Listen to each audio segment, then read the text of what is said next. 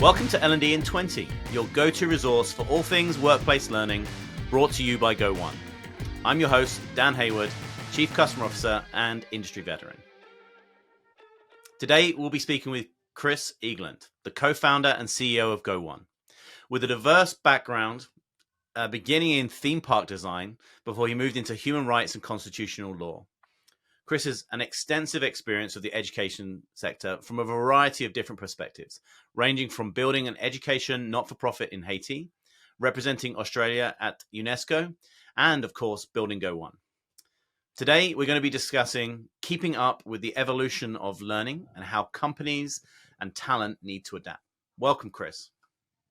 Thanks for having me, Dan. Great to see you. Excited to see you again. The first question I'd like to ask you is really, with your experience and the amount of time you spend in this industry, how has learning and development evolved? Yeah, so we're in this really, I think, unique moment in history. So there's a number of trends that are coming together. We have, massive technological change with the rise of AI and other areas. You have increased generational diversity, oftentimes 4, sometimes even 5 generations now in the workplace. And you have sort of macroeconomic changes and instability, which has created a really, I think, unique environment for organizations, companies, and individuals to operate within. And the flip side of that is that there are structural challenges in how our large institutions, our governmental institutions, have responded to that challenge. And if you look at the investment in an individual's sort of lifelong learning, unsurprisingly, that investment drops off a cliff after someone turns about 24, 25, which is the sort of natural age that someone may graduate from a college or a tertiary institution. And so you have 2 things happening at the moment, which are quite unique. You have culminating trends in our environment, and you have a sort of structural and institution-based funding model that hasn't kept up with those trends. And so I think that's why organizations and companies feel a lot of pressure at the moment to support their teams, support their employees to continue the professional development journey to both achieve the company goals and the sort of individual's goals, because there is a growing need for that skill development, but actually the institutional support is lacking, and therefore companies need to step up and fill that gap. Yeah. So that's quite a challenge. And so as you kind of take a step back and look at the L&D kind of industry, what are some of your thoughts on the state of the market right now in terms of the way in which we're addressing some of those key challenges? I think it's an incredibly exciting moment in the L&D market. I think there is an increasing sort of awareness from organizations that this is a problem that they're going to need to solve, and also an innate sort of increasing drive from individuals to continue to evolve and adapt their skills in a pretty rapidly changing environment that may result in pretty significant changes to the labor market. And so, when I think about what's important and what opportunities are available for companies in the current market, I think about, do you have an L&D sort of program that is, available and frictionless? People want to be learning where they are, not where you want them to be. Do you have, the tools to make people feel empowered? Small discretionary budgets to enable individuals to make their own decisions on where they want to grow, and then also share that sort of feedback with their peer group. And then do you have sort of an organizational culture that rewards and recognizes those behaviors in that kind of rapid learning cycle? And there's really interesting tools and programs that are sort of entering the market, every month and every quarter that hit on some of those pillars. So there's clearly a large variety of options out there for organizations to choose from. As you're meeting and spending time with your customers, what are some of the ways that you're seeing that they're trying to keep pace with change, both trying to meet the customers, their employees, where they are, but also ensuring that they're meeting the needs of the business? The reality of the current dynamic environment we find ourselves in, there's no single solution to this challenge. I think what you'll find is that organizations are exploring sort of new opportunities and some new modalities for learning. Do people learn better sort of by audio or podcast or short form information on their phone? So there's certainly a sort of emergence of sort of new modalities. Second is a an awareness that this is a organizational priority for kind of senior leaders in the organization.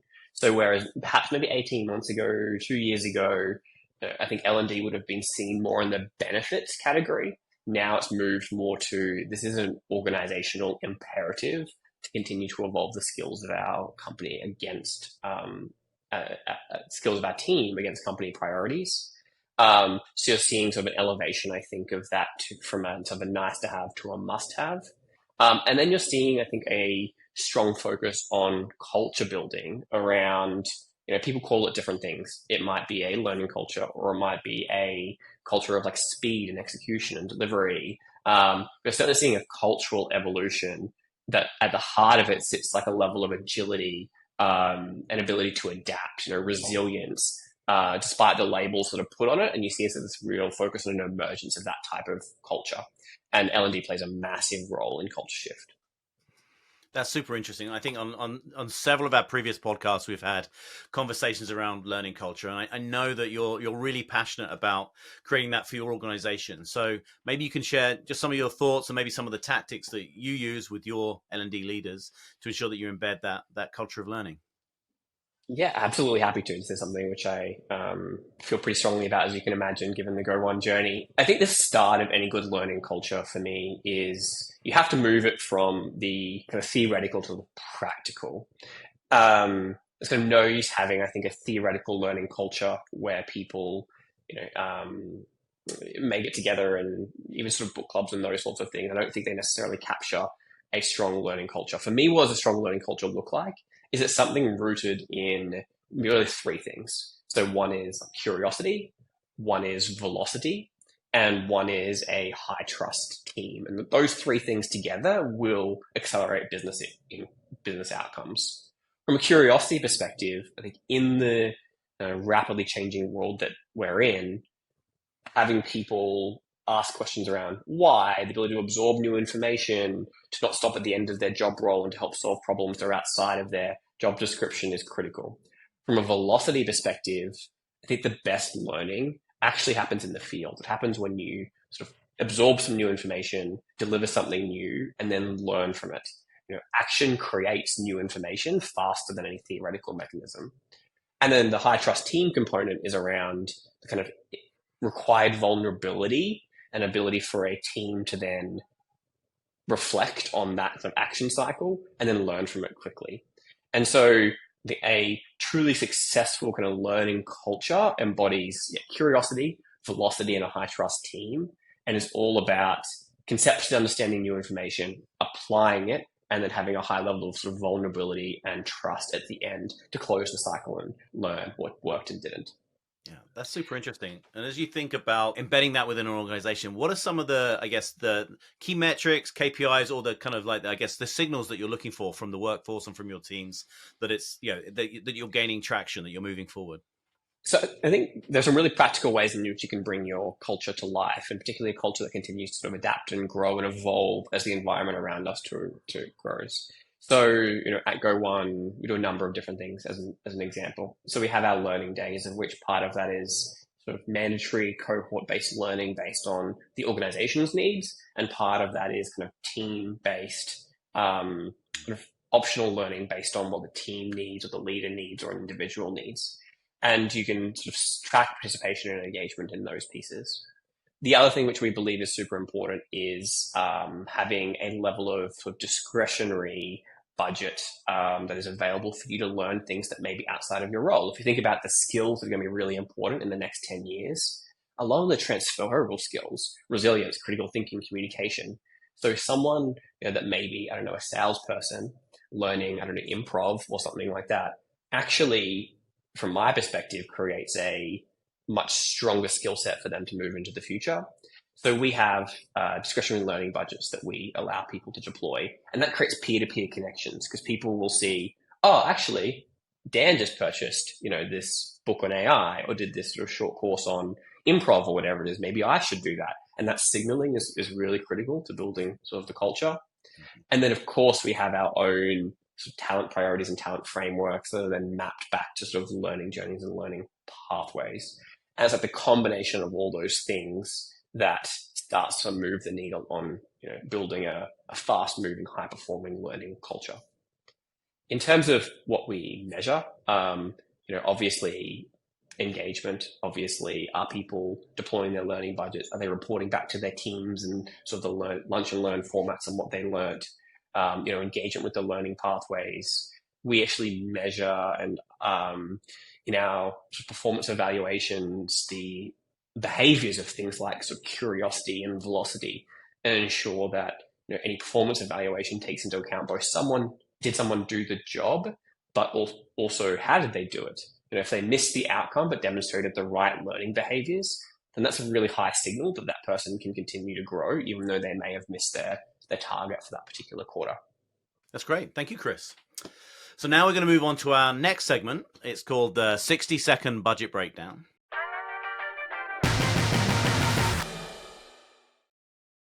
As you think about your work and obviously engaging with hundreds of L&D professionals every year, what are the 3 most important things that you recommend that they spend their money on? Absolutely. So in 60 seconds. So first is that the learning needs to be available and where they are. So that might be different modalities of learning, online, offline, but you need to have a variety of tools available for learning to be available where and when people want it. It has to be easy. The second is people need to be empowered and feel like that they themselves take accountability and ownership of their learning journey. So that's likely from small discretionary spending budgets. Even though they may be small, it makes a big difference to mindset. And the third is it has to be led from the top of the organization, and it has to be built into the senior leadership sort of KPIs. And so I'd have a small amount of budget available for recognition from senior leaders through the organization of people that are starting to really take accountability of their learning journey. That's great. Thank you. Super succinct. So moving on to our next segment, lifelong learnings. This is one of my favorite segments. I would love for you to describe a time where a situation turned out differently than you expected. Could be more positive or more negative, but importantly, what were some of the things that you learned from that situation? Yeah, thanks, Dan. And I think from the intro, you probably gathered that my career has not been linear. It's not been one thing after another and one progression step after another. And I think on reflection, that from my perspective is the type of career that will fit the new economy and fit the sort of new and rapidly changing landscape. And so if you think of, what went to plan and didn't go to plan, I mean, a ton of things didn't go to plan in my career and my journey. But if you just pick like one example, which is I was absolutely stoked, studied theme park design, actually created my own degree in theme park design. It didn't exist yet.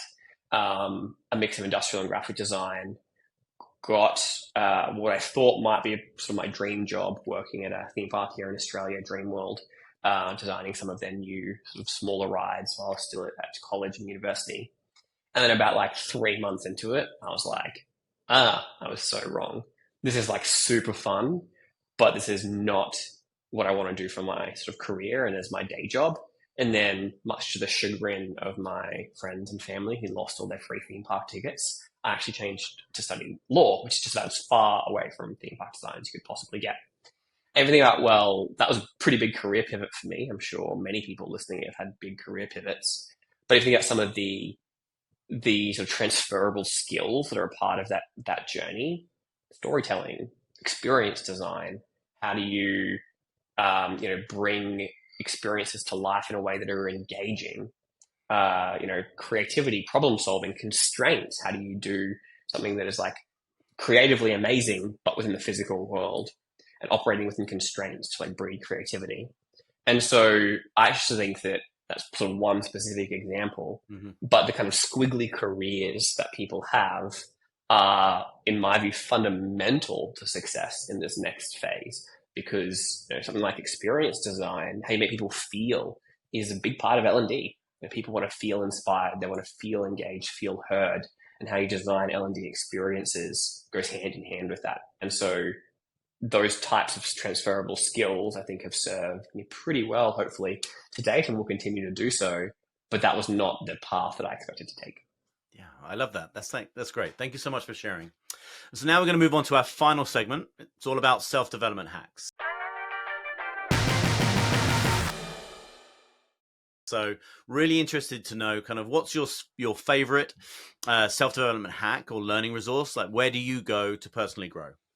Yeah, absolutely. So personally, I'm a big listener to podcasts and a big reader of books, and then combine that with short form sort of online sort of courses to get snippets. That's kind of my learning triangle. So, podcasts while I'm on the go, audio, long form books in the evening, and then kind of short form online pieces of training where I need to sort of learn a particular skill. Um, that's sort of me personally. For L&D generally, and I think, what do I go to when I think about how to upskill myself in sort of L&D? Mm-hmm. Actually, it's not for me any one particular L&D resource. I actually believe that the best L&D is highly cross-functional and draws upon other industries' best practices. And so for me, great L&D is at the heart, like nails three things. It's like motivation, it's the experience that people have, and it's the business impact. And so three resources that I love on those topics are on motivation. It's Fear Less by Pippa Grange, who is the sports psychologist for the England football team. On experience, it's a book called Unreasonable Hospitality, which is about creating delight moments and exceeding expectations and how that changes people's emotional resonance. And on business impact, it's Scaling People by Claire Hughes Johnson, who is the CEO of Stripe. And I think great L&D hits all those three marks when it's done really well. Well, that's great, Chris. Thank you so much for coming on today's show and sharing all of your insights with us. My absolute pleasure. Thanks for having me. I'll see you soon. Thanks for tuning into the show. I'm Dan Hayward, Chief Customer Officer, and that wraps up another episode of L&D in 20. We hope you found today's discussion as engaging as we both did. Whether you're listening on the go, at your desk, we'll catch you on the next episode. And until then, keep learning. This show is brought to you by Go1, the most diverse learning content aggregator. To learn how you can empower your employees with the right content at the right time, all in one subscription, visit go1.com or click the link in the show notes. And to stay up to date on future episodes of L&D in 20, subscribe wherever you listen to podcasts.